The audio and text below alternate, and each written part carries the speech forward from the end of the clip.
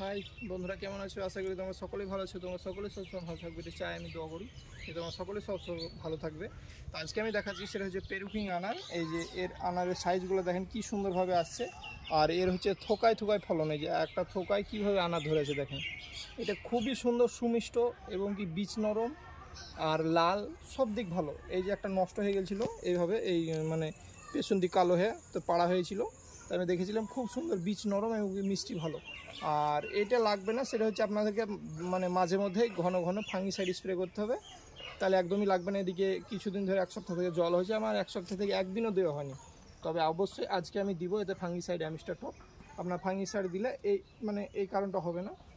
আর এটা খুবই সুন্দর কালার হয় এবং যে বীজ নরম মিষ্টি মোটা সাইজ, এরও চারা পেয়ে যাবেন। আমি এখানে এখানে একটা মোটা দেখাচ্ছি, কি সুন্দর আনারটা মোটা। এই যে দেখেন বন্ধুরা, কত সুন্দর মোটা আনার।